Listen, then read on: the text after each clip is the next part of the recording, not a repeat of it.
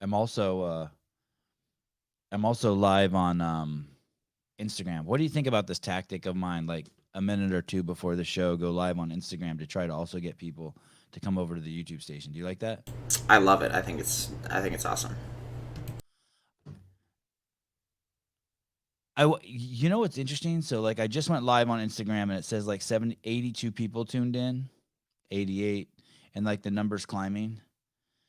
But what's weird is I'm shadow banned. I can't even believe that they let me go live on Instagram anymore. You don't need to. Look at that hair. Look at that hair. It's all that Coming collagen, baby. coming in hot. Look at my guest, you guys, this morning. His hair might be more whacked than my hair this morning.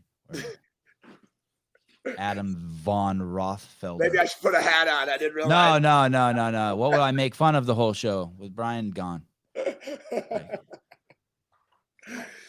That's great. That's great. Guys, I'm about to go live.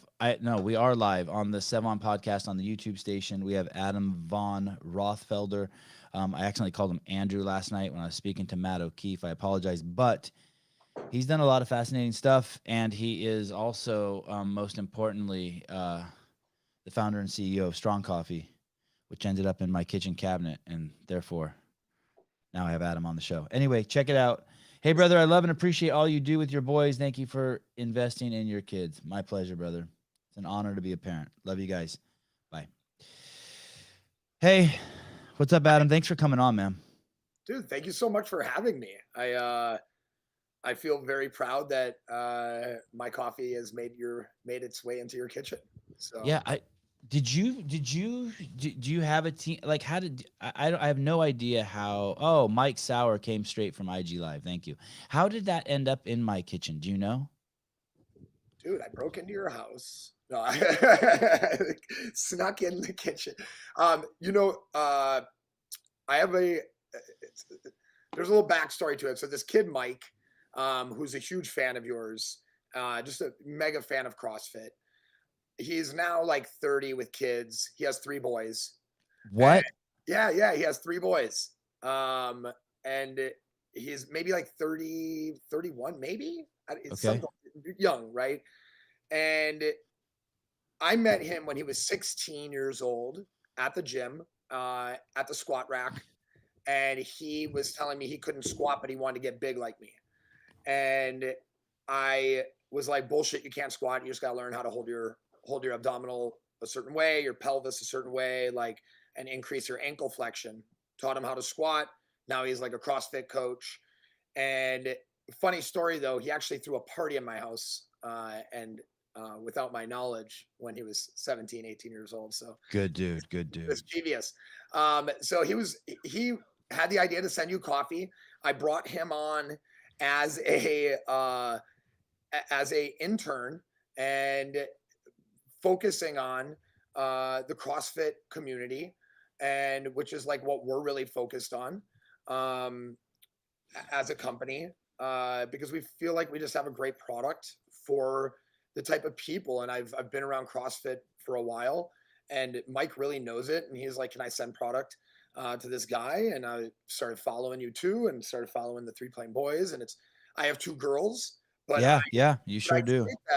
I treat them in no way like girl boy. It's like, no, they slackline. I teach them boxing. I got them their own collie sticks, and I took them barefoot walking through the Colorado River. Like, I'm not opposed to, I guess, treating a girl like a boy. I guess if we're gonna be like speaking in like the stereotypes that we generally lay the foundations of the conversation. So that's how it ended up in your kitchen. Mike sent you the coffee, and he was kind of bummed because you didn't mention it. And he's like, maybe he didn't get it. He's like, fuck. So I was like, well, send him another one. I don't, like, You guys were so cool. There was no, I mean, there's a lot of people who send me stuff that I just don't mention. Like I just meant, and I probably would have never. I don't even know how it got mentioned, but I was feeling guilty because You were on because I Hunter. really enjoyed it. It was kind of like when I had Hunter McIntyre on or Jacob Hepner on. I don't want to like these guys, and then I have them on the show, and I feel like, oh, I wish I lived next door to them. Um, That's and like hilarious. I felt guilty for liking your product because like I'm on the Josh Bridges fucking good dudes tip, and Mhm. but Got it. but but the truth is the truth. I took that powder from your bag and I started mixing it in my milk every morning, and I was like, oh shit, this is the shit. It is, man. Cold whole milk, raw whole milk, and I put a scoop of that in there and spin it around and Uh, run out, and that would be my breakfast, and then I would just run out the door. And I'm I'm not a supplement jealous. guy really. I'm not a I don't do like protein powders or any of that shit. But Yeah. One, I'm jealous that you have raw milk. That was the hardest part about leaving California is not having raw milk anymore. I got to try to find a farmer. I mean, I'm in Texas. I got to find him. There's got to be a guy. There's got to be a guy. the gas station near my house sells it. Isn't that funny? That's amazing. I know. That's absolutely amazing. I have, it's funny. I have drank the powder you're talking about is the Morning Fix product. I have drank that every morning for 3 years, and I've never tried it in milk. I need, Wow. I need to do that. I need to try some. I mean, I think obviously whole milk would taste much better than this. Dude, I took a swig of milk for the first time in maybe like 10 years, and I was blown away with how sweet it was. Like conventional milk, like, Yeah. like the grass-fed good milk, organic stuff that's like sitting at Whole Foods. You drink it, and I'm like, is that vanilla milk? Is it like sweetened? I'm like, what the hell? No wonder I used to drink a gallon of that shit a day when I was a kid. It was I think I probably went 10 or 15 years without milk too, and then I had kids, maybe longer, maybe it was 20 years, who knows. But then I yeah, had kids, and we ended up with milk in the house. They went from the boob to some like milk in the fridge, and then now I just it's kind of a treat for me. I don't drink a lot of it, but it's kind of like a meal replacement. Like yeah, yeah, but if raw I'm running milk, late, I very just drink a different. big cup. Yeah, Raw yeah. milk, very different. On a metabolic, nutritional density level. I mean, everything. Once you homogenize, and everything else that is going, the process of dairy, it's really not even. It's just white milk with sugar. So, um, yeah. A- And then Mike sends the coffee over. And then the next weird thing is I was trying to answer all my DMs before I left the house to go to the beach the other day, and somehow our paths crossed on your Strong Coffee Instagram. Which And is I rare. I'm never really on that. okay, so our paths crossed on there, and I think I was just waiting for my wife to get in the car, and we started talking. It was the first time we'd ever talked, and ironically, I had tried to when Mike had sent the coffee, he had also sent a Strong Coffee hat, Mhm. and I was gonna wear it at the beach, but it didn't fit my head. It was like a kid's hat, and so I had it on my kid.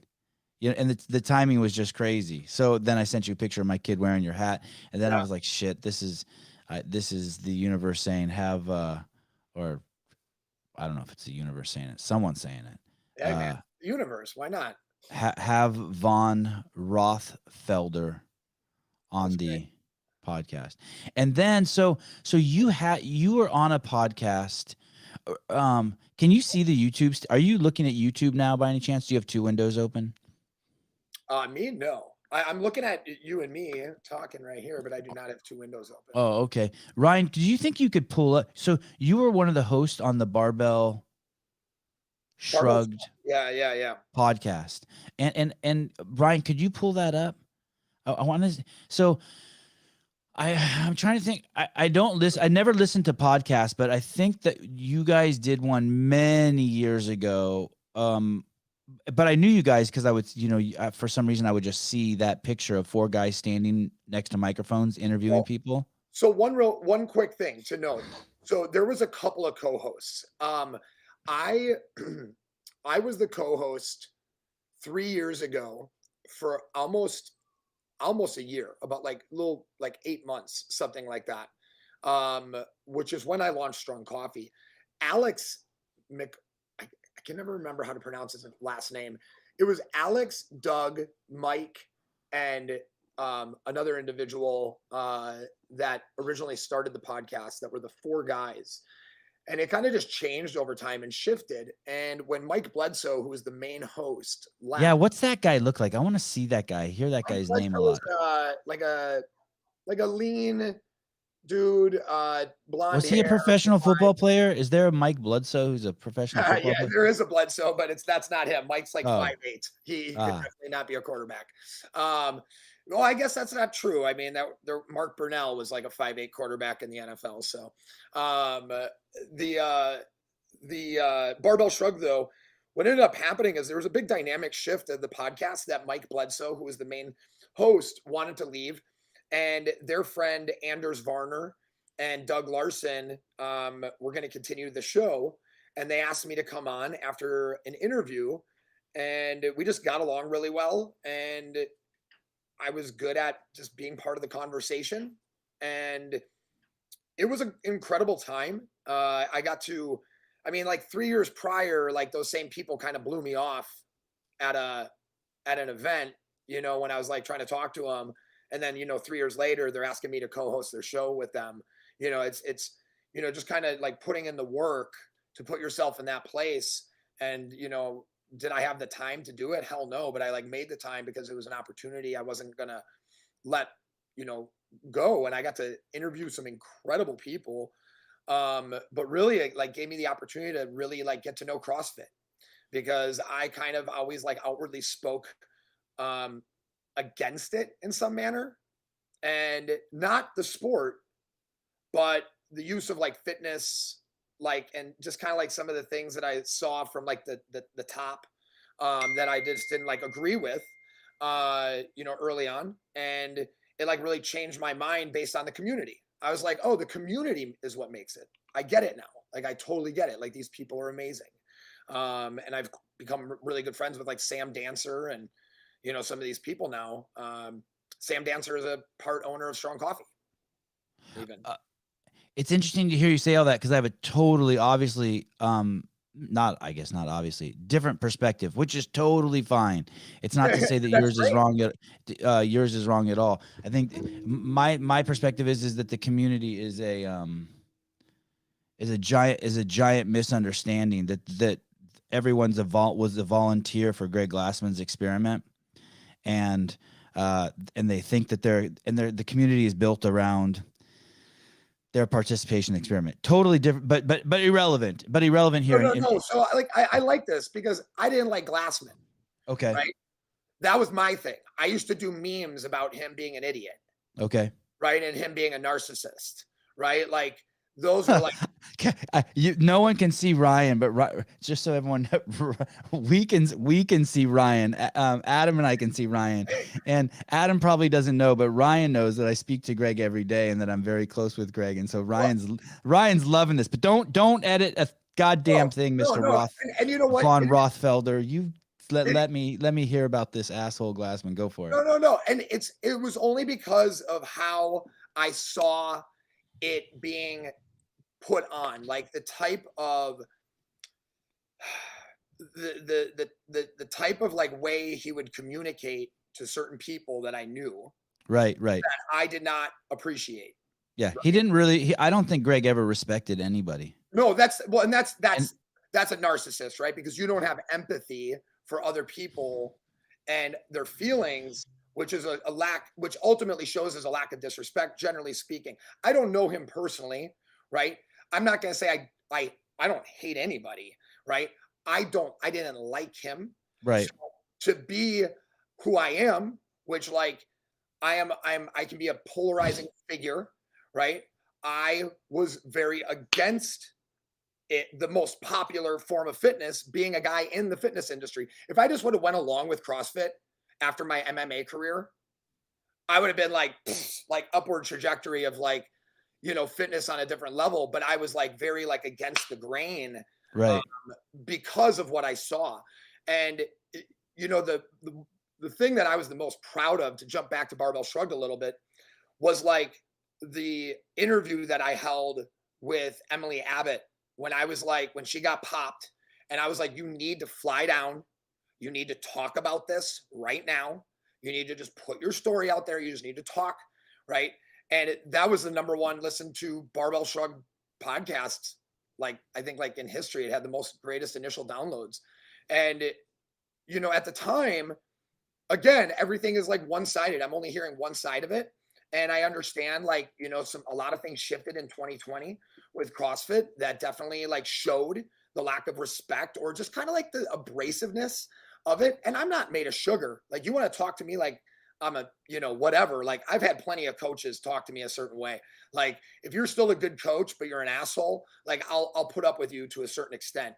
But I think like that, you know, the extent was met. So I think like, you know, everything happens for a reason. Yeah. Now the lecture, now that CrossFit's inclusive, the lectures aren't free on YouTube anymore. You have to pay $250 for them. I love it. Yeah, that's crazy. I love inclusivity. Yeah. I can tell that's sarcasm there.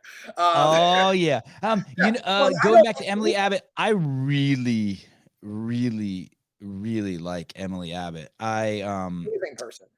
Unfortunately, I haven't had her on the podcast yet. I Dude, troll her.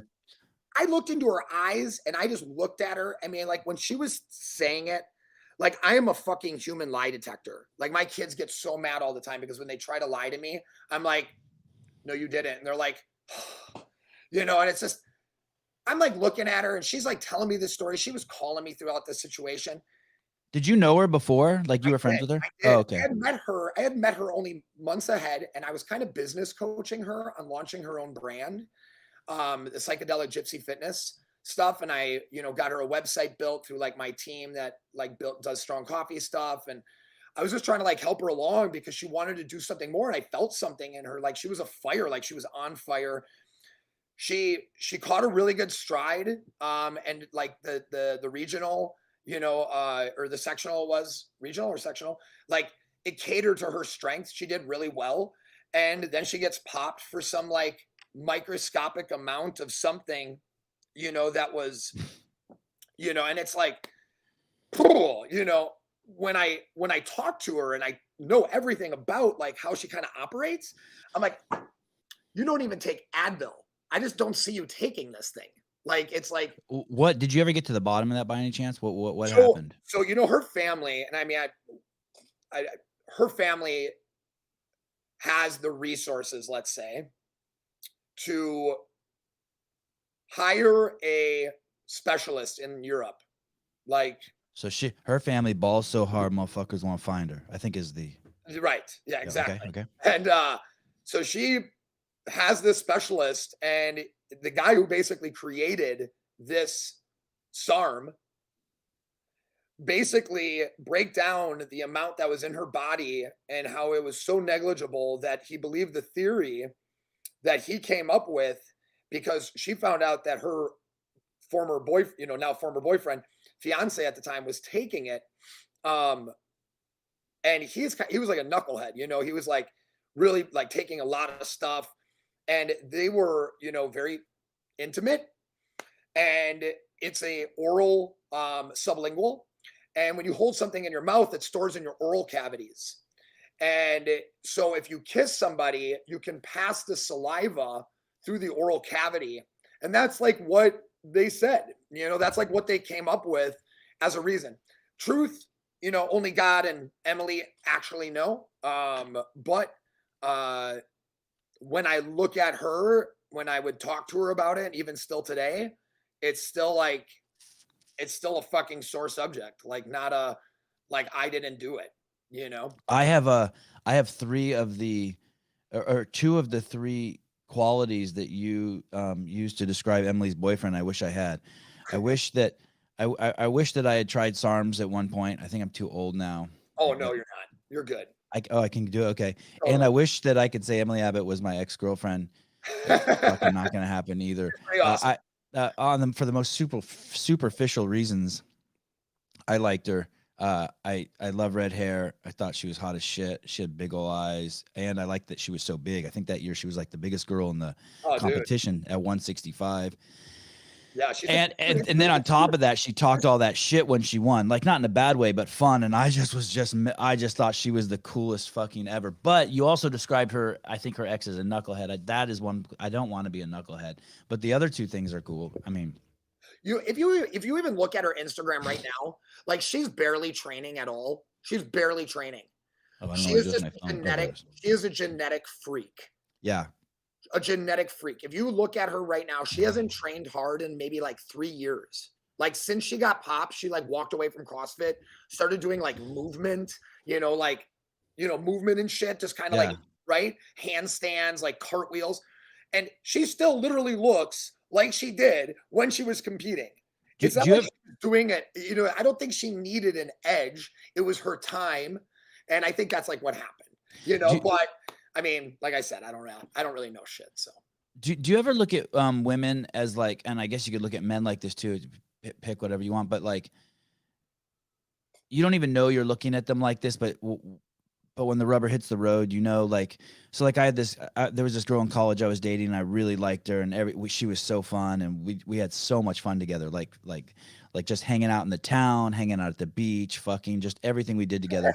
And then she started getting into drugs. I like you, man. and then she started getting into like drugs, like too much, like it was like, some prolonged meth use, like over 30 days. Right.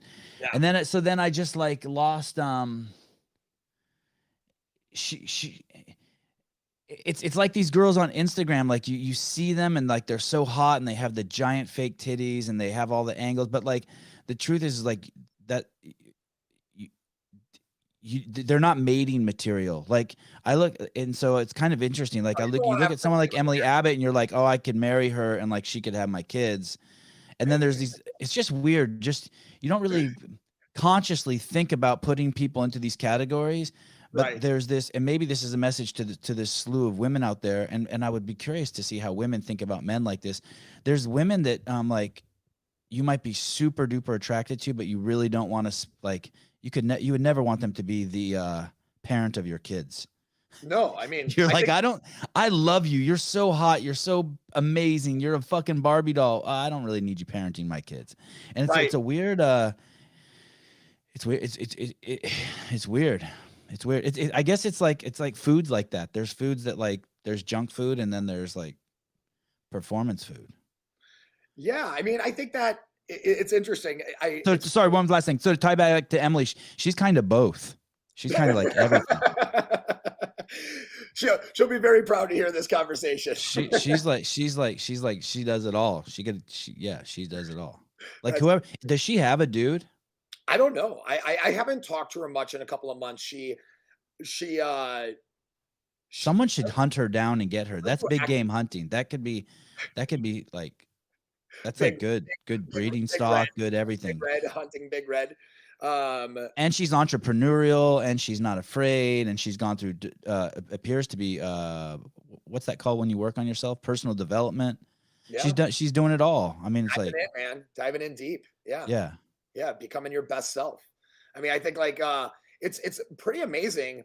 Somebody who has dived deep, right, and has done like the work in many ways, and has even used aids in that, right? Like whether it's like psilocybin or LSD or marijuana.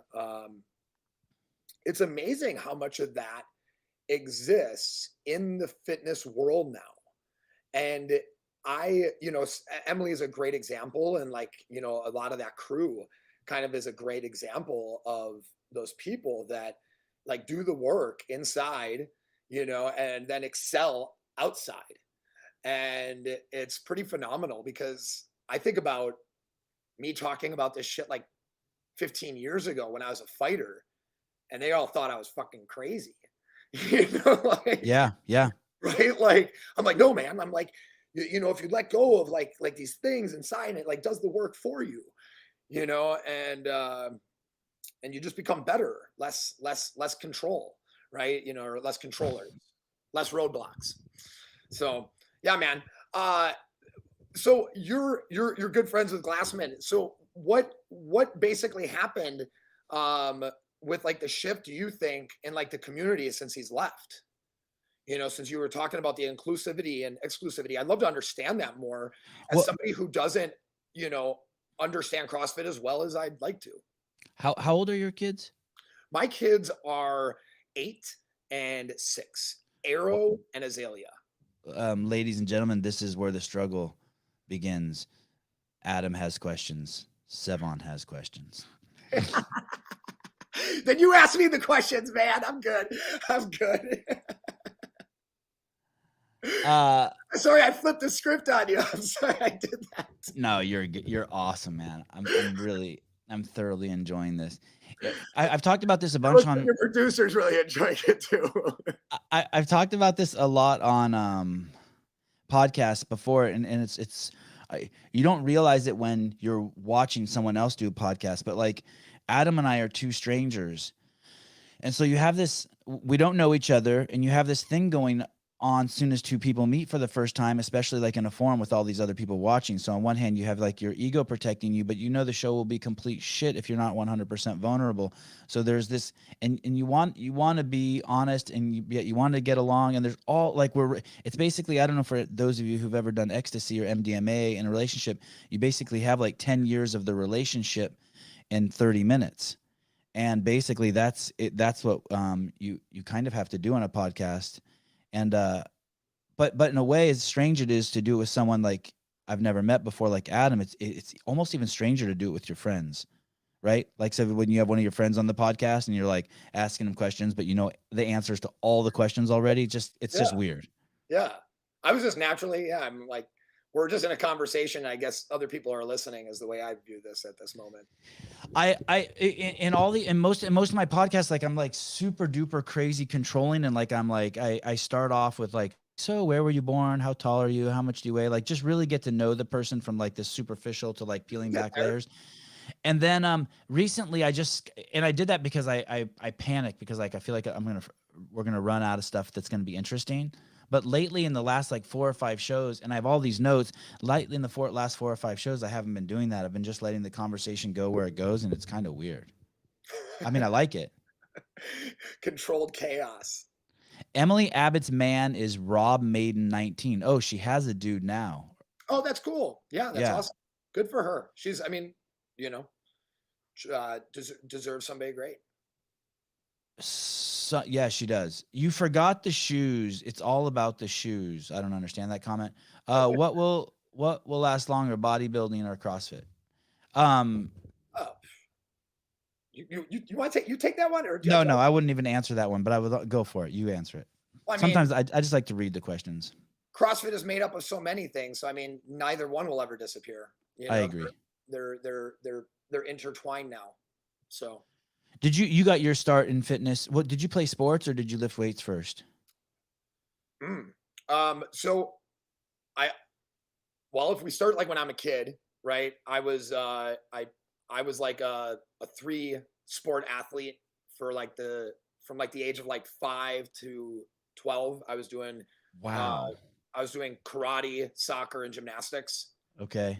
And I then at like 6th grade, like stopped doing anything for like a year. 7th grade, I decided to wrestle. And I was really good. And my team was I went to Greenfield High School, and our mascot was the Hawk, and we were the Hustlin' Hawks. And I won like the Hustlin' Hawk Award like numerous times. And about a month and a half into the season, though, I started having really bad migraines. And I basically got kicked off the team. So I dove really deep. I was like 12 years old, 99 pounds. I dove really deep into nutrition. And a big shift at that time, my family adopted a paralyzed boy from the hospital that my mom was, his nurse. Is that the boy I see in your Instagram sometimes? Well, I don't know if he's the boy in your Instagram, but he's in a wheelchair, black kid? Yeah, a little black kid, Danye. Yep. That's your brother? That's my brother. Yeah. Wow.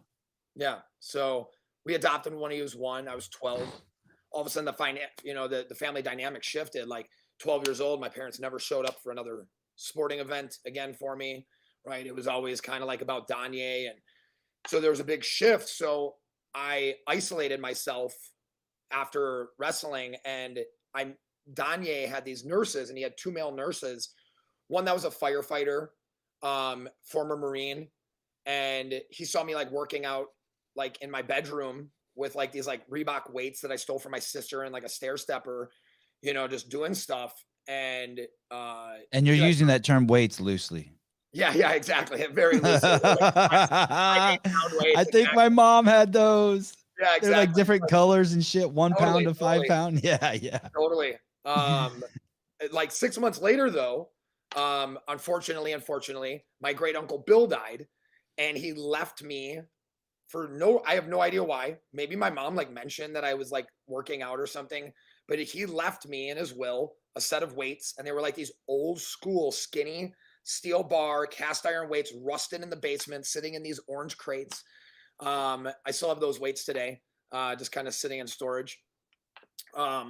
So at that time I started lifting weights. And I started reading these magazines because my brother's nurses like brought me these magazines. If coincidentally, they both brought me like a stack of magazines. So I started reading through this.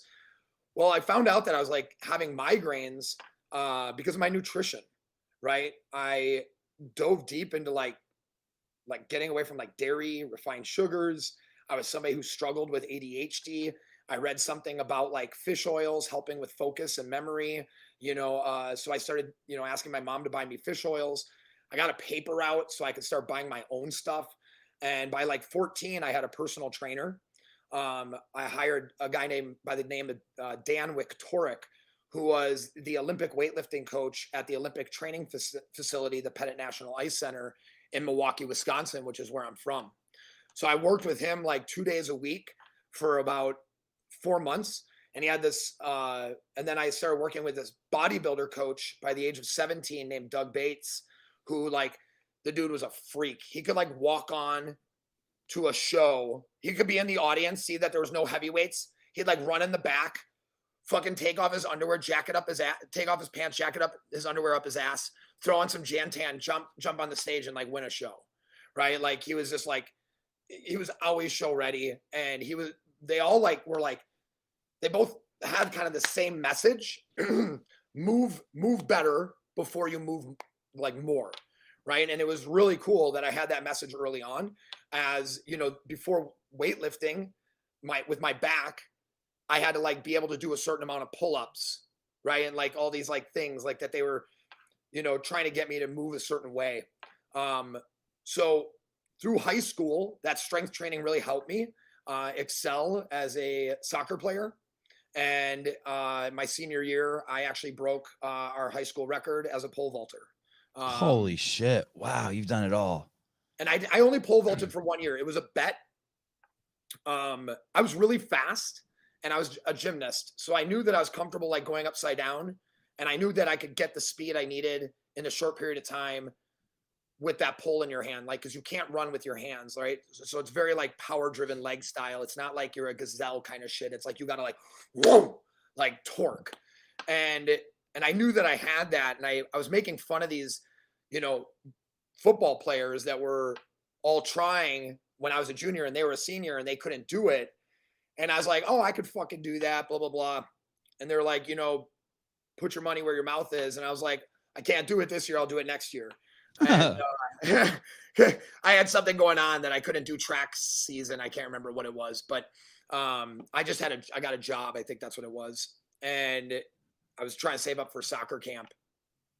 And all the other kids had like parents that like bought them soccer camps, and I was like, fuck, I gotta like do more in the off season for my senior year if I'm going to get a scholarship. And I ended Scholarship to where? So my goal was to play at UNIC, so University of Illinois in Chicago, UIC, University of Illinois Chicago. Mm-hmm. And I had a really good opportunity, but my senior year I actually fractured my back. How'd you do that? So I have what's called like a Parsons defect. So it's like the Parsons holds the vertebrae that would be like in the center right here in between these two Parsons. So it'd be like vertebrae, two Parsons. I'm missing one of them. And so that vertebrae is like shifting and turning, just shifted and turned slightly when we got my buddy's transmission failed when we were getting on the expressway and we got hit by a semi. And it like merging, and it like kind of just like shook the car very quickly and violently. and my back hurt for the first time ever in my life. And I went and had x-rays, and we found out that I was missing that parsons. Aren't doctors great? Isn't the hospital great? They can just tell you how fucked up you are. Oh my God. You know, I always say, if I just never would have known about it, I never Right. would have been like it never would have entered my mind. And I started kind of doubting myself a little bit. Yeah. I mean, that same year I did do that pole vaulting, but like it took me a little bit to like break out of the, you know, that thought loop when I was like going in hard on like slide tackles, like I would, you know, or anything like as a soccer player. You know, now that I'm 40, You're 40? I am. Yeah. Wow. So now at 40, my lower back only hurts because the years of fighting and kicking, I actually externally rotated my left hip slightly. So my hip is just a little off on rotation and tuck. It's like posterior tilt. And that's all from all the torque of kicking all those years. It's like a kicker's hip. It's actually pretty common. I wonder if that's why mine hurts from playing 6 hours of frisbee stoned and drunk for 10 years. I don't know if you're putting enough torque. It depends on the torque. Oh man, I would throw a fucking frisbee far. I would throw that frisbee. I would argue that there was few people who could throw it as far as me. That's awesome. Man, there was some crazy torque. I'm crooked to this day. What city do you live in? So I now live in Austin, Texas. Oh, okay. For some reason, I thought you lived in LA. And So have you I did for a little bit. So we moved from Milwaukee to LA, spent 3.5 years in LA, moved to Austin for a year and like 6 months. Pandemic kicked in, COVID. You always hear like people and their regrets with life, like at the end of their life, like I wish I would have spent more time or like whatever, you know, with the people that I love. Well, I knew that like COVID was going to be like much longer than anybody else was like really anticipating. So I moved my family and I back to our hometown to just spend a year with my mom and my sisters and my nieces and nephews. So we could kind of smart, always good to go back to family. Smart. Yeah. Yeah. And then once things seemed chill in some sense until recently, we were like, let's move. Like, things are good here. So we're back in Austin and loving it. There's this Taoist saying, all problems must flourish before they come to an end. Yesterday, if I read it correctly, in the state of California, they mandated vaccines in Los Angeles County School District for kids who are 12 years and older. It's fascinating because this is how I found it out. I was at my kid's tennis practice, and where I'd say masks aren't required there, but I would say half the kids come with either masks around their wrist or on their neck. You can tell they're ready to put it on at all times. I would say a handful of the kids wear masks during the classes.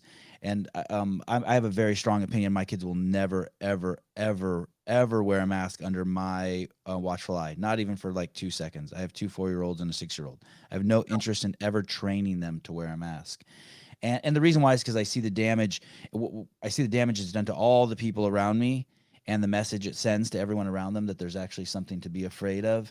And I know people are in denial that it actually does that, or that it's going to be an easy fix to stop wearing it. But you were wrong, and I wish you were right, but you were wrong. The mask does 2 things: it's a crutch, and it tells everyone around you that there's something wrong when there's not. And I'm willing to get into that too. But anyway, so hey man, I'm right there. I'm right there with you. Unfortunately, our kids have to wear that damn mask to go to school. I understand. And it's killing us. But the minute they come out, they rip that thing off because they know it doesn't work. Right. And no judgment on you. I'm just telling you where I stand. No. I know. Don't believe me. I judge myself in some manner. It sucks that they have to go to school and do it. And it's like, we've been trying to figure out a way to get around it. But what you also see on the other side is if they show up without the mask, the other kids may treat them a certain way because they are afraid, and they like. So it's just like this psychology. Yes. It's like a psychological fucking, like, it's like juggling axes. You know, yes. like this is like juggling. But you'd be proud of your daughter if the principal called and was like, your daughter's in the office and she says she just told me to fuck off. I'm never wearing my mask again. You'd be like, all right, I'll come down there and pick her up. That's kind of how my kid is. She's like the one pulling it down her nose all the time and being like, right? Yeah. You're like, oh, and she's like, what? And Disney World the whole time, she's like taking it down. And we were just like, yeah, I mean, dude, people had to remind us numerous times. And it was like, wear a mask or get kicked out kind of thing. And it was her birthday. And I was just like, fuck, man, this sucks. So like, this I'm at tennis and I hear a handful of, and I don't sit with most of the parents. I sit by myself because I know I think differently than a lot of them. And I'm sitting by myself and I hear 3 of the parents like fucking like getting really like aggressive with each other, not like mean to each other, but like something's happened. They have some information that they're like dogs tearing at a steak. So I kind of turn my head over and I listen, and it's these 3 parents who are super duper pro mask, right? Like their kids always have the mask. They always wear the mask. You know what I mean? Like when they go through the lobby of the tennis center, whereas I always just wait till someone yells at me. Well, so, and I never, and if they tell my kids to put it on, I just ignore them. But I listen to what they're saying and they're freaking out that the kids are now being mandated to get the shot. These are the people who've like, I guarantee you all those parents have the shot. They all wear the mask. They all follow the rules, but now it's gotten too close to home, right? Now they're going to require the experimental injection for kids who are 12 years and up, and they're panicking. But I want to, and part of me is like, I'm so happy that they have a threshold. Like they've reached their limit. right. But Like part of me is like, dude, do you not see where this is going? Like this is, do you not see? It's so unbelievable to me that it took their kids being threatened to be injected for them to realize this. Like this whole time,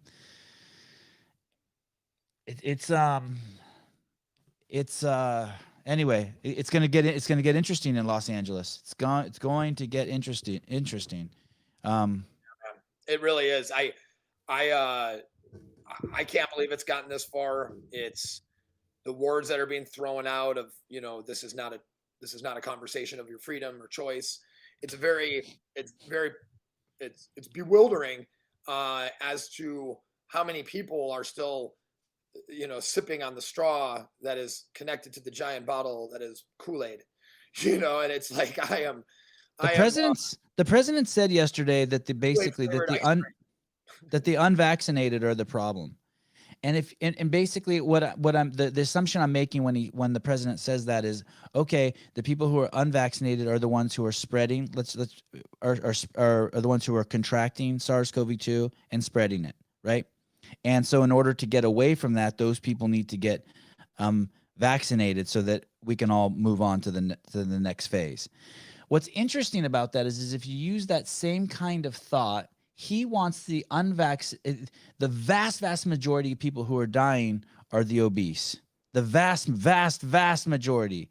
And so we know what the strongest correlate is. And so really, instead of blaming the unvaccinated with that same thought process, he could go to a deeper level and just blame fat people. And I know people are gonna be like, well, that's harsh. It's not me. It's not my thinking. It's the president of the United States thinking. He wants to blame someone for this problem. Soda companies then too, then? I mean, like, aren't we? Yo, right? Like, 2013, Mr. Adam von Rothfelder made a post in 2013, long before I was hating on type 2 Coca-Cola and its relationship with type 2 diabetes, made a post in his Instagram smashing Coke. And I appreciated that when I saw that in your Instagram feed. Do you remember posting that? Yeah, of course. Yeah. I was like, holy shit, this guy's 5 years ahead of me. Check this out. In 2011, I was walking down the street with my friend who had a nice camera. I was talking about grass-fed beef and how I had to do something to increase the awareness of grass-fed beef in America, but I was like in Milwaukee specifically.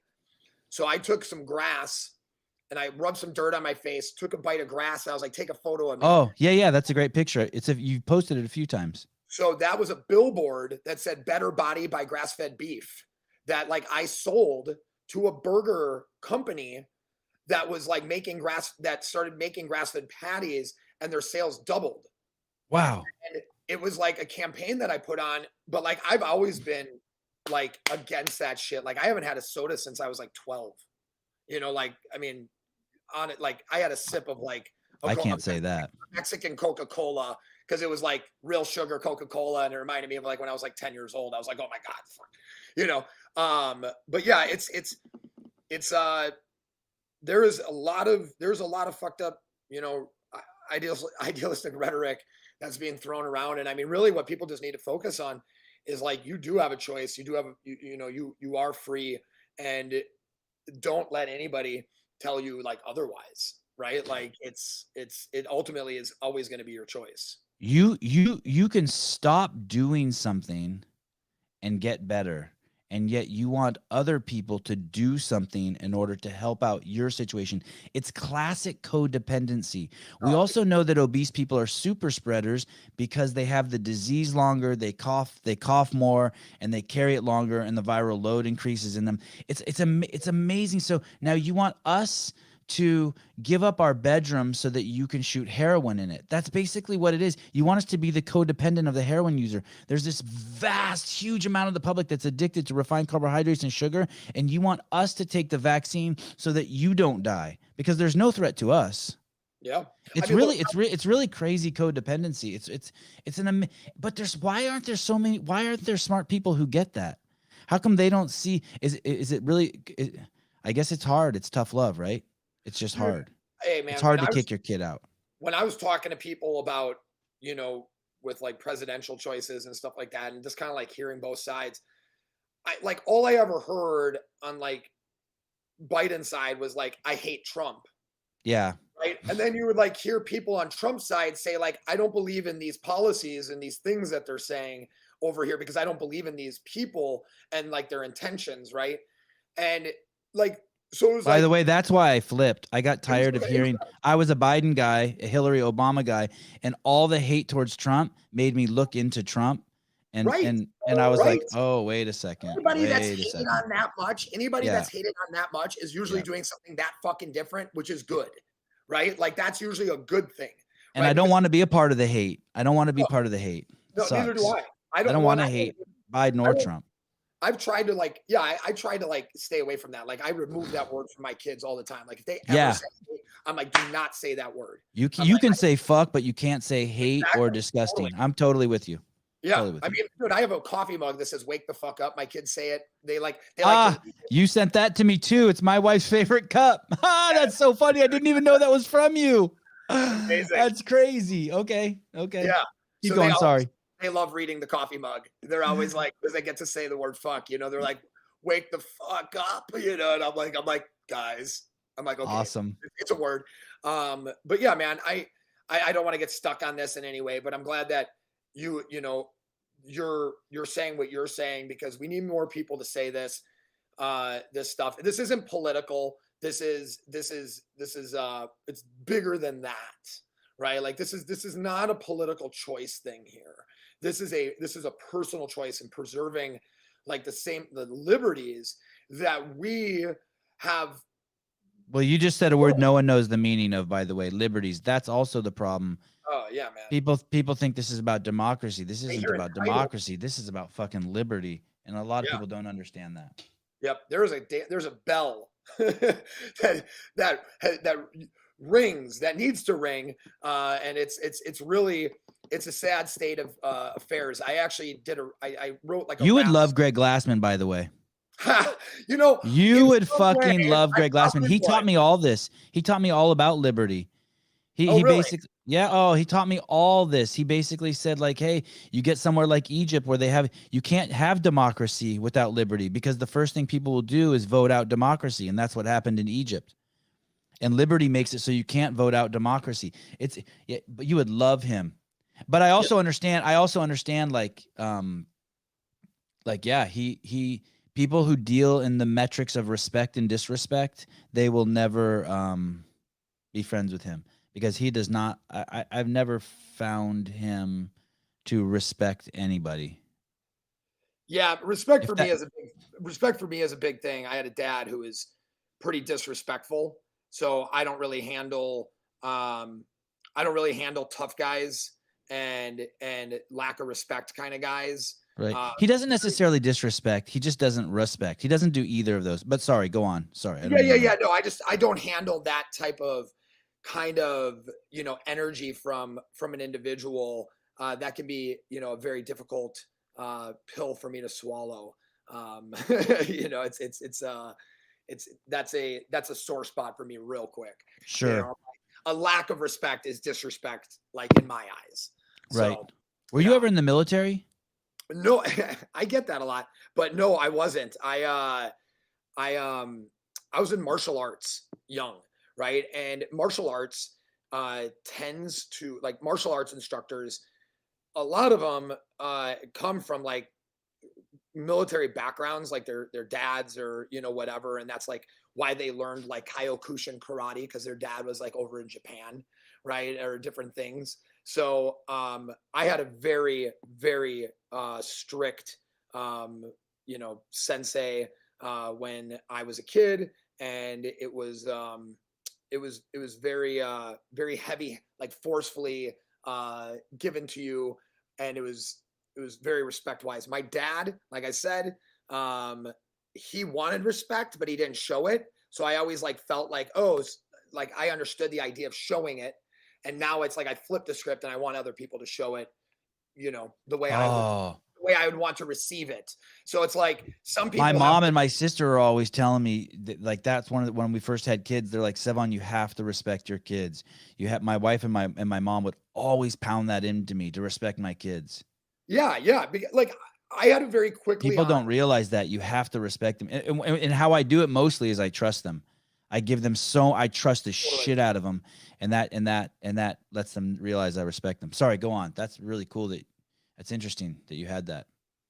Yeah. Well, and I have a lot of people, they have their list of the things that, they want to do. Right. I had kind of, as a parent, in many ways, I had the list of the things I didn't want to do.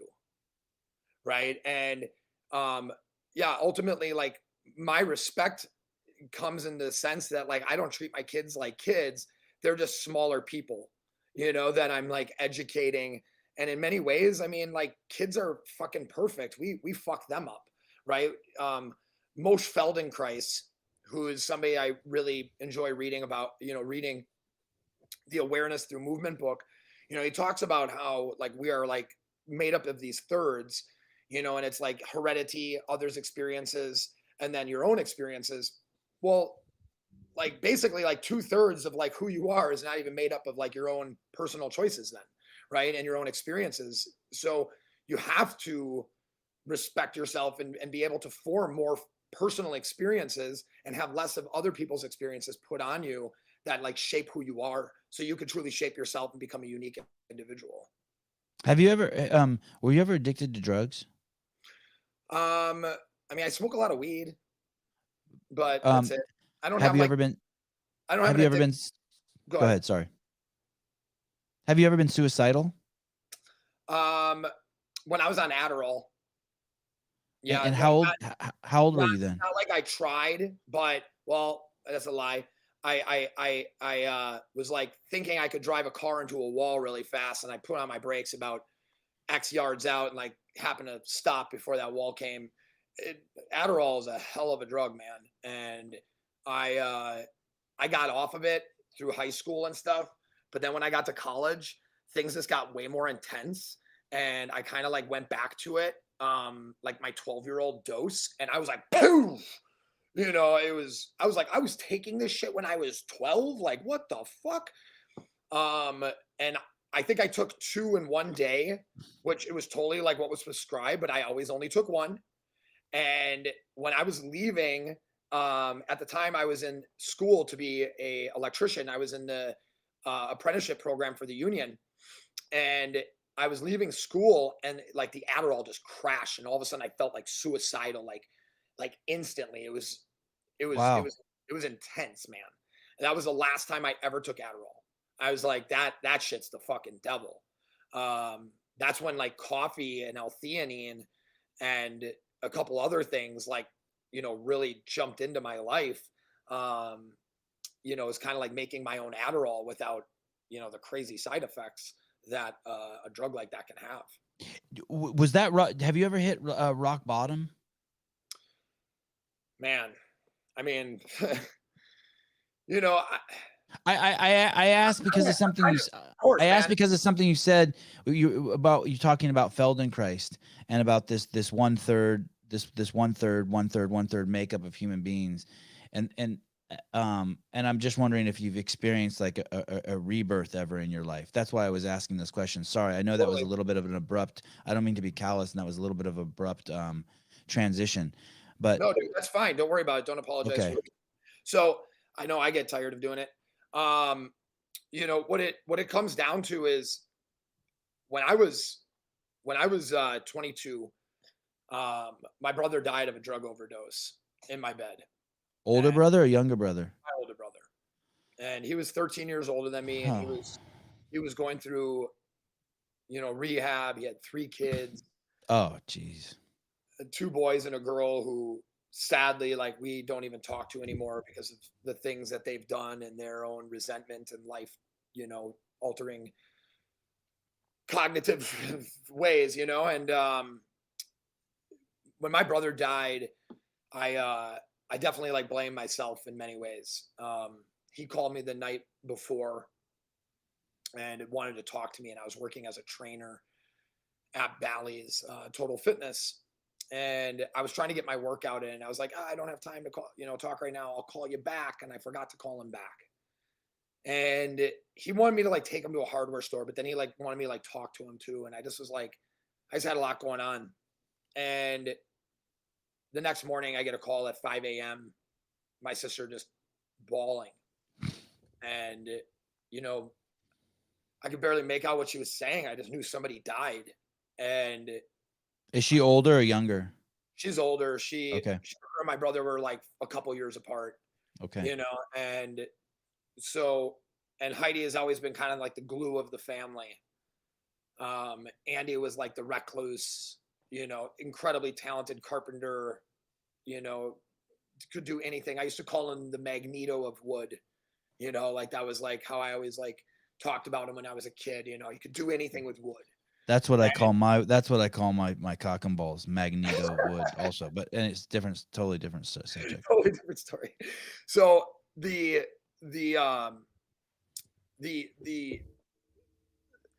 that created like a life altering path for me. What was he doing in your bed if he's 13 years older than you and he has 3 kids? What was he doing at your house? So he was staying at my parents because he just got out of rehab and he was separated from his wife now at the time. Oh, And I was living somewhere else, and my bedroom and everything was still all set up because I was living with my girlfriend. what was what was his drug? I mean, anything, man. So he'd have a fifth of vodka down and you know, some opiates by 9 a.m. You know, and you know, that's, I mean, I would smoke weed with him, but I didn't realize that stuff until like I started like catching on when I was like 21. I worked for him again. I had worked for him a bunch when I was younger. He gave me my first tool belt. I worked for him full time during the summer of like 94 and 96 and like 95, you know, tool belt, you know, working at job sites 8-9 hours a day, you know. And so when he passed away, I heard an ad on a radio. And I mean, dude, like my brother just died and I couldn't even go see his body. Like I got in a pushing match with some sheriffs and they almost tasered me because like I just wanted to go downstairs and see my brother's body, and they said I couldn't because it was effectively a crime scene because he committed suicide. They were trying to rule out, right? Like, right. right, because he overdosed and that's considered suicide. So I still to this, I never got to see him before he was cremated. Everybody else saw him in my family except for me. And like everybody knows when somebody dies, you need to see like it's closure. It's like that visual confirmation. And I was forced to leave my parents' house. So I drove to this like shop. I ended up at like this like little shop because I just couldn't drive anymore. And I went inside and I was like looking at this plate. And I literally dropped like a $450 plate on the floor. Like my hands were like shaking so bad. I was just, and I started crying in the store, and the woman was like, "Oh my God, are you okay?" And I'm like, and my girlfriend at the time explained what just happened. And, you know, we offered to pay for it, and, you know, they wouldn't accept it, and we left. And I heard an ad on the radio for the Tough Man. It was they were looking for the toughest people in the Midwest to fight in a no holds barred boxing match, kickboxing match. And I had always said I was going to do that. And me and my brother, he is the first one who ever showed me a UFC fight. I remember getting high at his house. I was like 14 years old and watching, UFC on pay-per-view. And he was like, this stuff is so cool. My brother wanted to be like a man's man, but he was like a skinny, lanky, like carpenter, smoked Marlboro's Reds and did everything he could to like represent like the ideal of a man, And so I drove to this Harley Davidson dealership and I signed up for this fight tournament. And, 3 weeks later I fought. And, wait, sorry. Can I interrupt you a second? So you're at your house, your parents' house, your brother is dead. You go off somewhere with your girlfriend. During that time that you're off with your girlfriend, it's still the same day. You hear something about a fight that's going to be to find the toughest man in the Midwest, and you're like, and you sign up because like, hey, like that could be like tomorrow could be my last day. Life is fucking short, man. Yeah. Like, it was that's amazing. This is a great story. I'm sorry. Go on. This is crazy. It was that day that I knew, I have this saying called earn the day, right? It's something that I've like promoted for a while in the sense of like how I see things. Like you have the day you're born, the day you die, everything else in between, you better fucking earn. And I was not going to let another opportunity or a moment pass me by at the age of 22.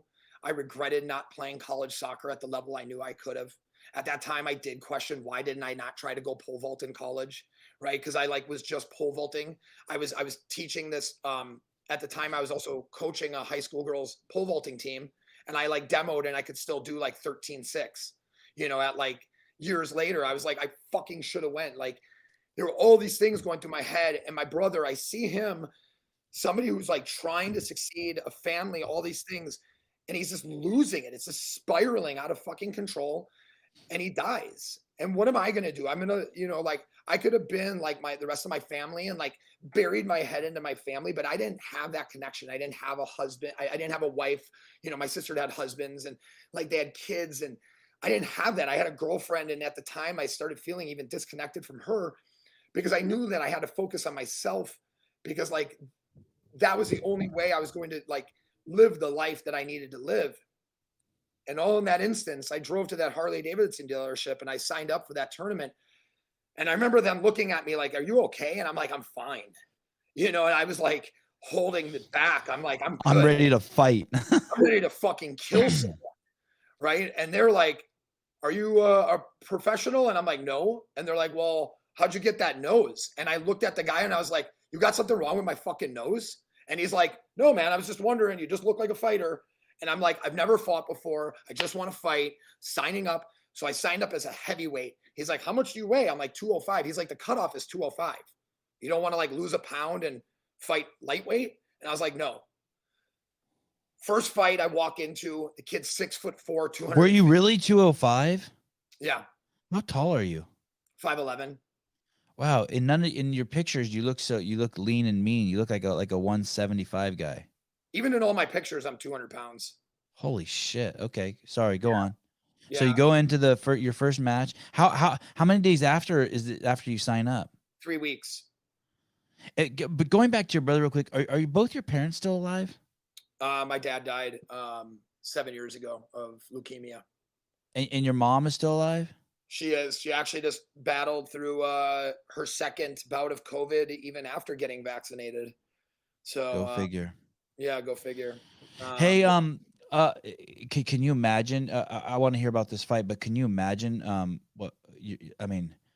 Fuck your brother dying. What if your son died? What if your daughter died? Holy shit!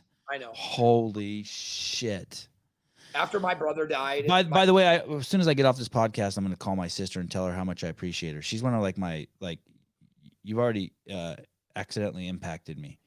I need to, because she's like one of my biggest fans, and I don't tell her enough like how much I appreciate her support. Like the women in the people in my life really believe in me. My mom, my sister, and my wife. It's crazy. They so believe in me, and I probably should call my sister and say thank you. Okay, so sorry. So you step into the ring in at 205 when you could have just not eaten a Twinkie and been 204.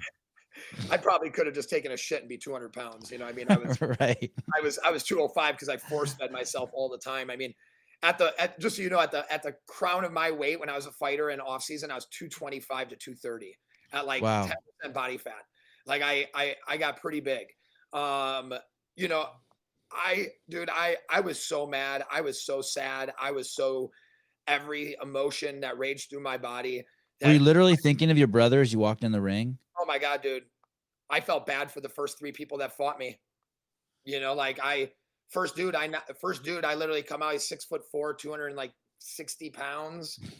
I came up, I pulled his hands down and just went boom, full everything, full ass.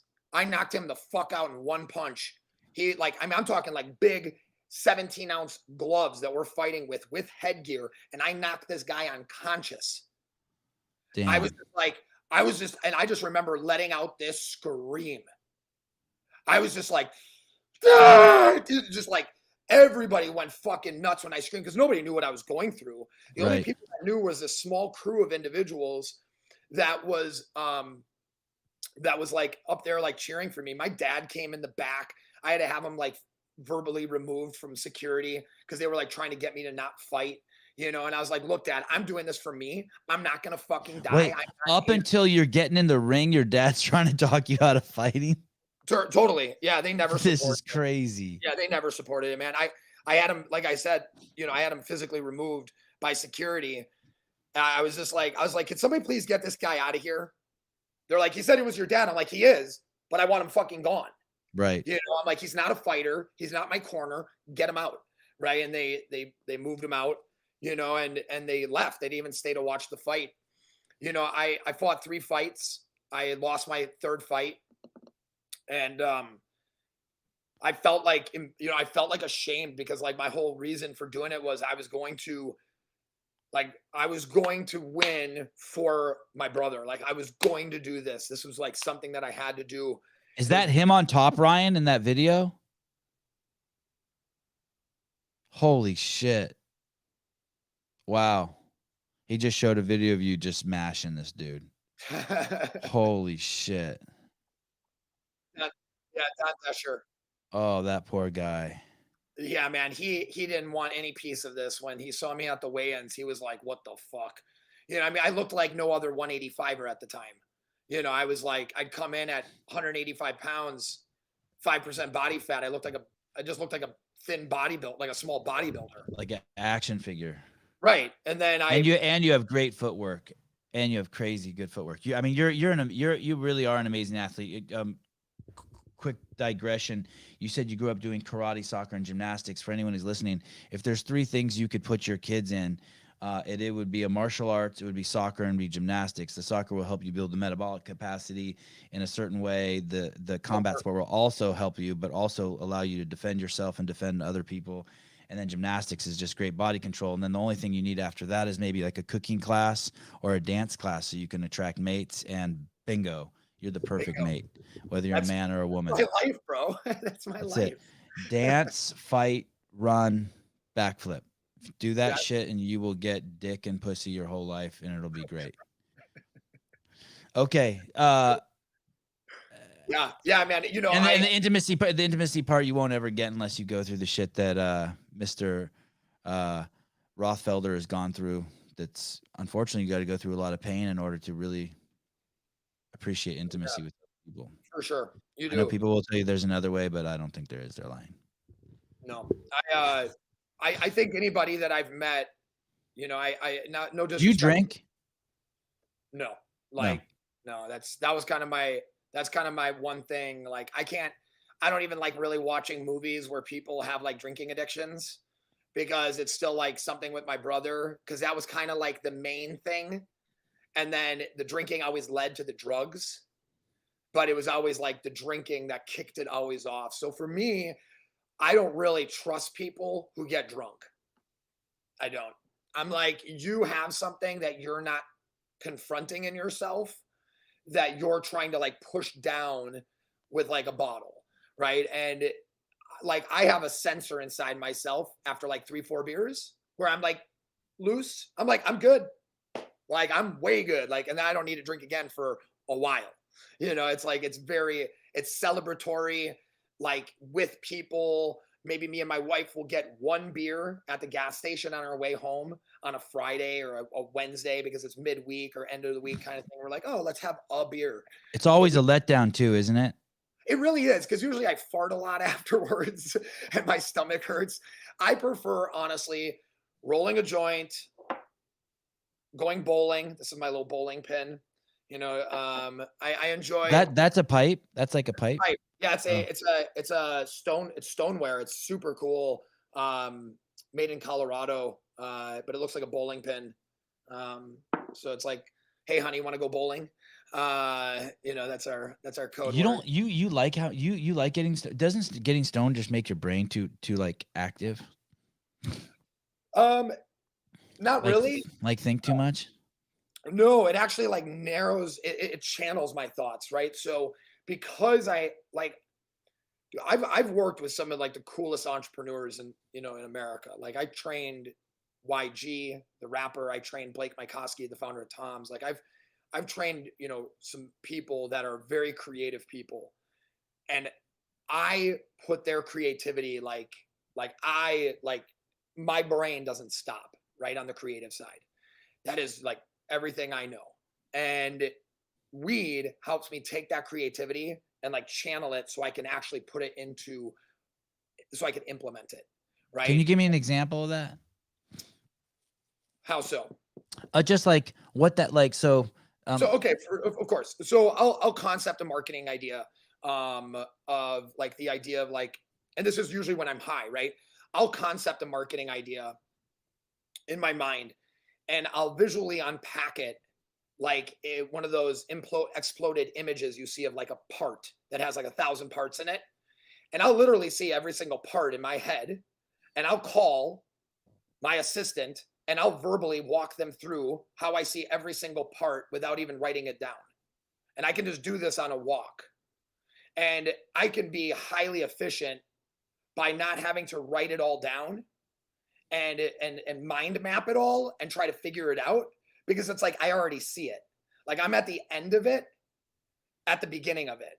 Like I see the end result and every piece that it has inside of it, because like I'm transcending beyond like the plane. Like I'm going into like the next fucking timeline. Like we're all just like riding these like timelines, and there is a timeline that's 1 year from now. There's a timeline 6 months from now that exists in this plane. And I just go to that plane, I pluck it from the sky, and I'm like, this is how it fucking looks. And I just verbally vomit it out. And then just kind of reverse engineer it. And I just reverse engineer it. Right. Exactly. Like what would that be? Like, so like some sort of new product for Strong Coffee? Totally. Like, so every product for Strong Coffee that I've ever made, I've never written down. I had the formula in my mind. I worked through every article that I've ever read about, L-theanine and, caffeine and the pairings and ergogenics with, epinephrine and adrenaline release, and like what the, paired amount, ethical amount of, dopamine, serotonin, precursors you would need to like mitigate any negative effects of that caffeine, right? Like all these things are just like flowing in when you get yourself to a place where these other things, these ancillary things don't exist much. Like Instagram is like the killer of the high, right? Like I need to stay away from other people's thoughts, other people's bullshit, and just like go for a walk, and I'll have a billion ideas that supersede like anything I could have came up with sitting in an 8-hour session trying to like dry write it on a board. Well, this is what I think. The pen slows you down, man. Like it does. It slows down the flow, right? So it's like if you could just tap in, well, that's like, honestly, it's a hippie speedball. I have a strong coffee in the morning. I smoke a bowl, and for 3 hours, I'm in hyper creative super space. Right? And I'll call my marketing company, and I'll be like, I got this idea. This is how it's going to be. Blah blah blah blah blah blah blah blah blah. La, la, la, and they're like, did you just come up with that? And it's like they're like starting to know who I am now. They're like, They're like, okay, we need to like put a cork on it because you have too many ideas. So now they gave me like a note taker that I'm just calling these ideas and they're just writing them into Rolodexes. And ultimately, it's like that is what marketing is. You have to come up with just more ideas because you have to just keep throwing them at the wall and see what sticks in a space where things are shifting so fast. Like people say, like the idea of like, oh, you have to be agile. It's like, no, you have to be dynamic. Like you have to be dynamic in a space right now to stay in front when it comes but before I ask you the difference, I want to just say one thing. There's this book, it's called On Writing, and it's the only nonfiction that Stephen King's ever written. And if you haven't read it, I think you would be fascinated by it. It talks about his creative process, and holy shit, you said some shit that I think will really he says some stuff that'll really resonate with you because it seems like you already are aware of those things. But it's called On Writing, and it's by Stephen King, and it is it should be required reading for everybody. It's maybe like you yourself read it because you just told me now to read it, right? Downloading it, man. I'm just downloading it. So tell me, what's the difference between dynamic and agile? Well, agile has the ability to move, right? Like if you're agile, you can shift, but if you're dynamic, you can shift in a way that is explosive, right? So it's like a lot of people shift in business and then it's like a new start. But if you're dynamic and you shift, you're halfway there, right? It's kind of like a Euro with a gather step, right? You know, it's like in basketball, it's like being able to like take 3 steps in one. Right. That's like what dynamic is, where it's like players in like the 70s, they were agile, but I don't think that the players in the 70s with their athletic ability could have taken the Euro step and like adopted it as quick as like the athletes have today. I don't know what that is. What's a Euro step? I don't know what that is. A Euro step. Oh, yeah. Ryan looks like he's going to pull up a video. Is it a dance move? No. So a Euro step is what basketball players could do in Europe, but they couldn't do in the NBA. And basically it's like, you could take 2 steps with a gather step off the same foot, which basically becomes like 3 steps, which is why LeBron James always looks like he's traveling. Right. That's why. And can you do it now in the NBA? Yeah, now it's legal because of LeBron James. He was honestly, like, I have this whole theory that the NBA was rebuilt around LeBron James being successful, you know, and being like the superstar that he is. He's a very talented player, but he's a baby. And he's a cunt. He is a world-class cunt. I don't know shit about basketball, but I will tell you his thought process, he's a disease to humanity. Yeah, I'm not a fan of him in any way. But like they gave him the ability to travel. They gave him like they took away like the elbow. Like you can't like bump anybody with that elbow. Like you. This motherfucker sells Sprite. Oh, dude, I know it's this motherfucker sells Sprite. He sells poison to kids. He is a piece of shit. Sorry. I could go off about what a bad person is. And he wants to argue he's made a profession out of arguing other people's limitations when he's worked so hard to get where he is. Him, Oprah, a bunch of these fuckers at the top, they have their fucking foot on society's neck. And I'm all for billionaires and people being successful. Sorry. Dude, hey, he's a vile, diseased man. You know who else he deserves to have his ass beat. John Cena is a fucking disease, bro. Like the fact that he recently apologized for something that he did that was not a big deal at all. He apologized for calling Taiwan a country to the CCP, the Communist of China Party, the CCP, because the CCP pays him so much money for being in movies and shit. He was like, "Oh, I didn't mean to call Taiwan a country." It's like, you fuck, it is a country. Like, what the fuck are you talking about? Like, China doesn't want to call it a country. That's why you see mixed reviews on the internet, but it is a country, right? It's nuts. It is nuts. Absolutely insane. I understand wanting to do stuff to get paid either, but you know what's really disgusting? But at least be honest. At least be honest. Say, hey guys, I still think Taiwan's a country, but I got to take that back because I am a sellout. I would respect that. Oh, dude, LeBron James pulled down a Twitter that was about like something going on in China, and he pulled that shit down immediately. He said something about like how it was unfair, like people being pulled out of their businesses and by the CCP. And the NBA must have called them and said, "Hey, this is China. You need to take that tweet down immediately." And that's what happened. It's just, The it is cool. NBA, Major League Baseball, and the NFL are some of. I can't believe the vile racism, hatred, and weakness that they project, and that they get away with it as the opposite. It's mind boggling to me how dupe so many people are. It's crazy. They're giant codependent organizations. They bring the worst out of people. Go ahead. Sorry. They nurture weakness. They nurture and proliferate weakness. Go ahead, Ryan. Sorry. All I wanted to say was that Steph Curry, he had sponsored deals that he could have done with Sprite, any soda company, and he chose to do a sponsorship with Brita, so the Brita water filter. And so I just want to say, like, with LeBron choosing to do Sprite and stuff, like Steph Curry chose to do Brita water, and I just thought it was a really cool little thing there. So nice work, Steph Curry. Nice wow, work. I'm having a deja vu. Hey man, look, when Travis Scott started talking about McDonald's, I couldn't even listen to his music anymore again. I was like, no, fuck that. I'm like, you're getting kids to buy like this shit. Like I can't get with that. Like it perplexes me. People think I'm crazy for loving Kanye, and it's like, I don't see Kanye doing this stupid shit. He's like talking about God and, other things that, hey man, the guy's Are you a God guy? Dude, of course, man. There's a higher power that is than I and than government, and you could call it God, faith, religion. I don't feel like I need to pray and go to a church and do all this stuff, as many do to like show their love. It's kind of like, in some way, I kind of see that more like virtue signaling. Like if you're like, oh, you have to go to church, like to show your love. It's like, well, do you really? Like if God is inside us and I honor him and I try to do good for man, right? And I try to do good for myself, like, and I think about the higher things and that some things are beyond me, but in control of something else, and like that comforts me in some manner, then yes, God is something I believe in, and that's it's an interesting thing, because I've never been religious. I left catechism class.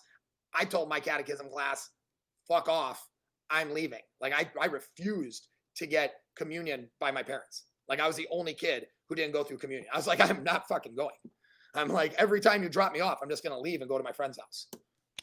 Do you have a go-to? Like, do you read anything? Like, do you have a Bible? Do you have a Tao Te Ching? Do you have a Quran? Do you have a spirit? Do you listen to Feldenkrais? Do you Krishnamurti? Like, do you have I listen to, honestly, like someone that helps you connect, or something that helps you connect? for sure. One, Alan Watts.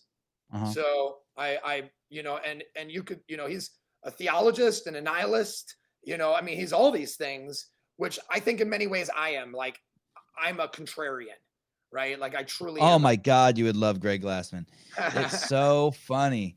I hope you run into him at a Starbucks. Oh no, not a Starbucks. Sorry. That would be sacrilege. I hope you run. They're all shutting down Starbucks. They're like closing 500 stores to just turn them into pickup locations, because everybody's prescribing to the fear metric that's happening. And they're like, oh, we're not going to have coffee shops anymore. It's going to be pickup locations. Crazy enough. I used to go to Starbucks every single day. And as soon as the pandemic hit, I've never been back once. And I'm so glad it broke me of it. I'll never go somewhere where they fucking do with. Crazy enough, 3 years ago, I predicted, when I was sitting in the ocean, my angel investor for Strong Coffee took me surfing. He got me a surfboard as a gift, took me surfing. And we were talking in the water, and he was like, why do you think Strong Coffee will be successful? And I said, for the exact opposite reason that Howard Schultz said that Starbucks would be successful. So I believed 3 years ago that there wasn't going to be a time for it. So Howard Schultz, when he started when Howard Schultz started Starbucks with the help of the Gates family, he said that Starbucks would be the third place. He wanted to create the third place. So home, work, the third place. Starbucks is going to be that third place, right? And it became that place, the way they modeled it. People would hang out there, spend time Clean there. bathroom. Right, exactly. A clean bathroom, like all these things that matter. Electrical outlets. Working outlets, Wi-Fi, right? They made it the third place. Now they are taking away the third place. I said 3 years ago that I didn't believe the third place would exist anymore. I believe that like it was going to be taken away from us and that we were going to be forced and focused on maybe the first and second place. And if not, and if in many cases, not even the second place anymore, as you see, as I'm working from my home, which we're not fully moved into yet. So there might be a little bit of a mess. We only moved down to here about 3 weeks ago. So that was my prediction. Like I said that, and Ben Goldhirsch, my angel investor, he thought that was really profound. He was like, "Are you a Jew? Are you Jewish?"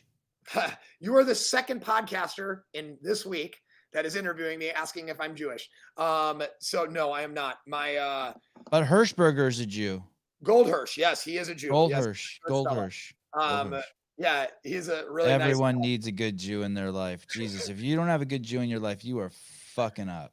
Are you Jewish? No, but my wife is and my boys are. Okay.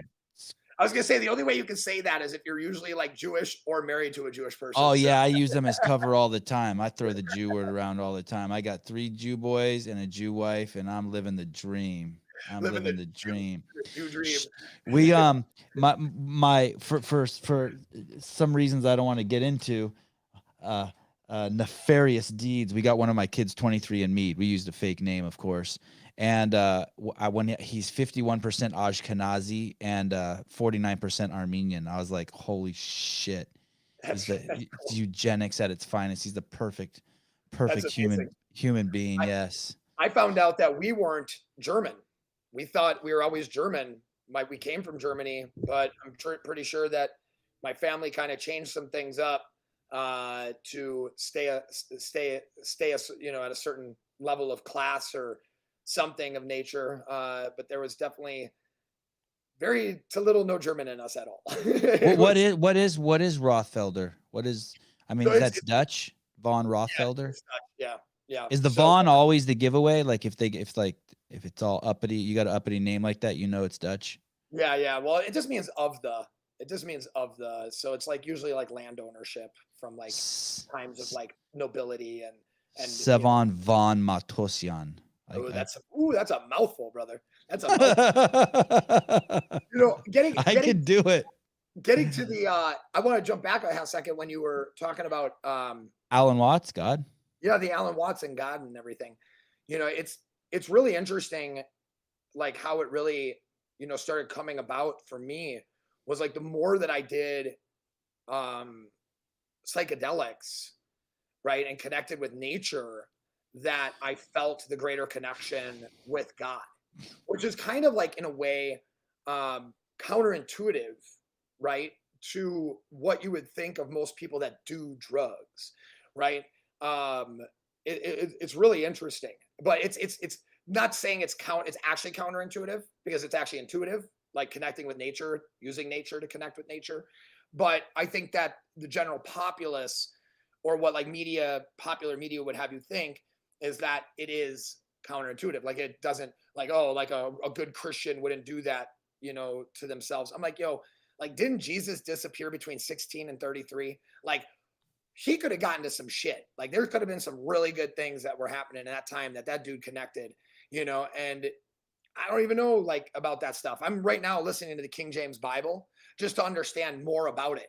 I mean, but these motherfuckers are talking about like how people live to be like hundreds of years old before the Great Flood. And I'm like, this doesn't make sense. Like, this, I don't get this. Like, how is anybody living to be hundreds and hundreds and hundreds of years old? So I'll give you this model. God can be mean and spiteful. I was very blown away by that in the King James Bible. Like, I was like, and they wanted me to learn about this shit. I'm like, fuck, we're killing people in this thing, and then killing them over and over again for one mistake they made. I'm like, I thought this guy was supposed to be forgiving. I'm like, this doesn't seem very forgiving, and like the whole Cain and Abel story, it's like judgment at its finest. It's literally like prejudging somebody and their greatness based on who they are, to what they've done. Right. So, and it formed an opinion. It's it kind of like lends itself to African American culture and like how they say certain things like, oh, they can't do this because they're black. And it's like, wait, no. Like, we were having a conversation at our dinner table last night, and the word black was mentioned. And my daughter, 8 years old, goes, I don't like that word. Like, why do we have to define them in that nature? And I go, totally, right? Like, it doesn't make sense to me. I've always called them, African American, right? When I'm going to talk about something like in that nature, because like they're not black, right? And like you're not white, and she's not brown. Like, there's these like just these like things that we use to divide, like divisive things, right? That are said, and then we repeat, and because it starts to become culturally normal. But I remember very strictly with my friend hanging out with a group of my friends, and I grew up in a very, I had a lot of black friends, a lot of African American friends, a lot of Mexican friends, brown friends, whatever anybody wants to call them at this point in time and nature. And I remember having a conversation with them, and they are like, "Yeah, we don't like that. Like that's not like how we would call." I'm like, totally. Why would somebody do that? Why would that become the thing then? I'm just perplexed. And maybe you got an answer for that, man. Maybe you got something to add to that, because it blows me away. I want to go back to the God thing real quick here. There's this Taoist saying that stop thinking and all your problems will go away. And the reason why I asked you when you hit, and then there's another book that might interest you. It's written by a guy named P.D. Ouspensky. He's a mathematician from the turn of the century, and he wrote this book. It's called, I think it's called The Possible Evolution of Psychology. But basically, going to the drug use, when someone hits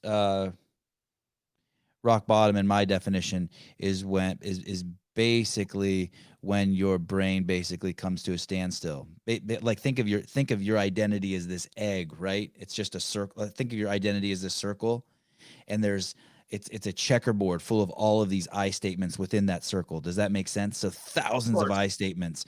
I'm Adam. I'm Rothfelder. I'm hungry. I'm thirsty. I'm buff. I'm skinny. I'm fat. I'm insecure. I'm a father. And it's all of these I statements. They're just ideas. They're all bullshit. They're just lies we tell ourselves to navigate the world. And I don't mean that in any pejorative or negative way. It's cool to have all those lies. It's cool. Run with them. They're fun, right? I'm Sevan. I'm Armenian. I have Jewish kids. I have a computer. I have a podcast. It's all just these things. And when you are not attacked, when those things all vanish from inside your egg through either drugs or through a very, very strict regimented practice, that vessel becomes empty. And when your vessel is completely empty is the only time that you mesh with God. And because the vessel has to be completely empty to perceive God. That's why whenever anyone says they believe in God, I find it as a tragedy. But when you believe something, that means you have something to me, with the use of the words, you have something in that vessel. You have a perception of God, and you can have no perception of God. There's only two steps. Like, you either know God or you don't know God. And when you know God, you're experiencing God because he's completely filled your vessel, because you've abandoned it with all of your I statements. You gave reprieve through a practice and to let God like enter you and use you as that vessel. And that's the weird part about God, because there's also this Taoist saying that naming is the origin of all particular things, and God is not a particular thing. As Eckhart Tolle would say, God is no thing, which is different than nothing. Nothing. So, and drugs are fascinating for that. The scary part is you can be on LSD and your vessel can go empty and you can experience God, but then you actually, through my personal experience, you have to then move away from those drugs and start a practice to be able to manually empty that. Like, you took the shortcut there. Now you need a practice to start. To start being able to get there without the drugs. I think it's kind of like, that's my experience. Yeah, I mean, I think like drugs are like GPS, but after you drive there like once or twice, like you don't really need to use your phone anymore, right? So it's like that's kind of like that's how drugs should be used. I haven't done a large dose of a hallucinogen in 3 years. I've microdosed small amounts of mushrooms, almost more for like productivity reasons, but not needing them, to like access a place. Because I did the work earlier on, and like immediately, like when my brother died, I did the work. When my dad died, I did the work. Mm. I went through it. My dad died, and I did mushrooms with 3 of my very good friends, and Ooh. walked through the woods, and I had a conversation with my dad for what seemed to be like 3 hours when we were fly fishing, and they said I was standing there staring at the river for like 3 minutes, Wow. and it was just, I knew that things were going to be all right. And I finally stopped seeing like my dad. I would like see him like walking across the street, like because like a guy that looked like him, and it would like be him for a half a second. But it was like after that experience, I stopped having those experiences, and I started just like living my life knowing that he was like still here. Right. Cause we don't go anywhere, I think. We don't. Yeah, we don't go anywhere. Adam, we didn't get to any of my 2 pages of notes. We're an hour and 35 minutes in. I like this that Matt Murphy. Fire a couple at me. Fire a couple at me. I'll answer them quick. You fire them at me. Okay. How do you have the balls to start your own business? How does Strong Coffee get started? Talcum powder. You just put talcum powder in a bag and start selling it? Yeah. No, you put it on your balls and you fucking go to work. I'll tell you a crazy story. So I was at the beach the other day, and someone's like, hey, just put talcum powder on your kids and it'll get the sand to fall off. I'm like, okay. And I thought it was talcum powder that I had in my van, but it was foot powder. And I sprayed it all over my kids' balls. Oh no. And it was like some aloe vera foot powder shit. And they all started screaming, my penis burns, my penis burns. Dude, it was the worst thing I've ever done as a father. I swear to fucking God, I wanted to fucking just, I felt horrible. Horrible. That's good. So don't do that. Yeah. So if you want to start a company, don't do that. Don't put foot powder on your kids' cock and balls. That's not a new product idea. So I started, this is how I did it. Very, very quick pitch on it. I hit a glass ceiling with training. I was charging $200 an hour. I'm training the coolest people. I'm working as many hours as you could fucking work in a day and still see your family. And I was not seeing my family enough. That motivated me beyond fear to do something, right? I had an incredible idea, and I believed in myself that I could take this idea and make it something. In 3 months, I went from a concept to investment to the product being starting manufacturing, and I haven't looked back. In 2 months? 3 months. 3 months. And now you're in Whole Foods. And now we're launching globally in Whole Foods October. Over the course Congratulations, by the way. Thank you, man. I mean, that's like that. Like, it doesn't really truly matter, but it is in the most superficial sense. You got a date with the hot chick, dude, for sure, man. It's so it doesn't say anything about your product. It really doesn't. I don't mean to act, but like if I was selling coffee and I got into Whole Foods, I would be fucking like beside myself. I would be doing backflips. It really is getting a chance to go out with the hot girl. It's really cool. Like a lot of people, it's what everyone wants to do once. I love in the movie Hitch when Will Smith says to Kevin James, he's like, "You got her on a date. You did this. You did that. Now it's your job not to fuck it up." Yeah. Like, but you know what? Even if you do fuck it up, it doesn't make your product any better or worse. Like totally. for all you know, the hot chick might not be cool at all, but still totally. You got it. And I really appreciate. It's like going to your favorite vacation spot and then realizing like your whole life you wanted to go to Hawaii, and then you go there and you're like, this is kind of dumb. I don't like humidity. I mean, that's not me, but I'm saying, right. It's okay, but it's still cool. You got to go. It's so awesome. I'm so fucking excited for you. Thanks, man. I mean, it's been wild. It's been me and one full-time employee that have like brought it this far. My wife has helped, intermittent times where she can, and she's been a lot of help at certain points. Like Mrs. Von Rothfelder. Mrs. Von Rothfelder. She did like all the fulfillment out of our house for like 6 months. We like converted our whole house into a warehouse, basically. Like the whole downstairs was just boxes, and you know, we were like living in a 2,000 square foot house and we only had 2 bedrooms to use for me and the kids and my wife, just because we were like bootstrapping it, right? Like over the course of 3 years, I raised $1.2 million to get this business to a place that I could launch like this and build scale and bootstrapping it. Like I've communicated with investors that are like, you should write a fucking book. Like I've never seen somebody reach numbers like this, a state like this, launching globally in Whole Foods on only this much money in a time like this, right? Like other people that are just like launching products have 2.5 million in the bank, like day one. Like I took 140,000 for the first 6 months. I spent 80,000 of it on product, and the rest of it I helped pay myself so I could actually start focusing on the business. But for like the first 4 months, I was still training and running the business on my cell phone. Like, can you imagine the lessons your kids are learning too from watching daddy start a business? My kids are Azalea.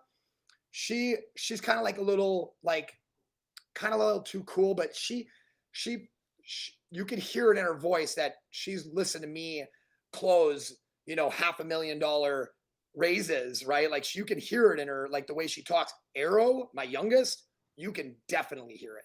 We've actually been getting emails from the school that she could be a little push back. She can push back a little bit on stuff. And I'm like, I know my kid, if she's pushing back on something, it's because you're probably fucking up somehow. Like in some way, because my kid like is like, she pushes back. She's like the one who stands up for her big sister. You know, like this karate teacher, like was like being like, I was about to grab my kid and say, we're done. And Arrow's like, she said Azalea, you know, and like stood up for her sister and like got in the karate teacher kind of like in her, like not in her face, but like was like, I mean, it's a 6-year-old. She can't get into an adult's face, but you know what I mean? She was yes. My kids like, stand up for each other. It's crazy. This is a big person. I'm a little person. You know, like adult child, that's a bullshit kind of concept, right? Like, because then you don't respect them as a person. You treat them as a child. It's like these are people who just don't know as much as we do, but in some ways they know far more than us. Right. So that's how you have the balls to launch a company. Why don't I just have you back on sometime? Let's do it, man. Okay. I hope you enjoyed yourself. I really enjoyed you. Dude, I really did. Are you coming to the Rogue Invitational by chance? No, I don't think so.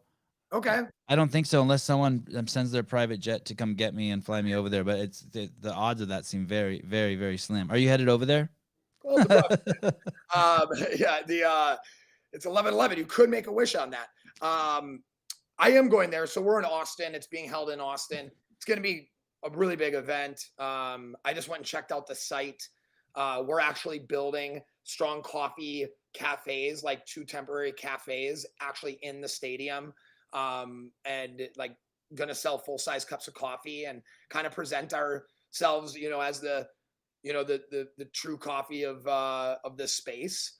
As like really like you've experienced it. Like it's better than regular coffee because it's better. You know, it's not just beans and water. It's nutrients. It's things that you feel a certain way. It tastes a certain way. And, you know, we've reimagined everything else in our life. Why wouldn't we reimagine coffee? Oh, I love it. And Bill and Katie throw, god damn, they do good work, man. Oh, dude, I think the Rogue Invitational is going to be insane. Like the stadium. I agree. The stadium's going to be beautiful. It's in Round Rock. The weather is going to be beautiful.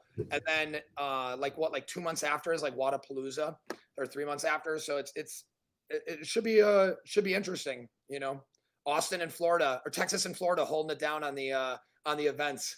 Yeah. Ryan, thank you. Adam, my bladder is going to pop. Dude, mine too. I thought it was just me.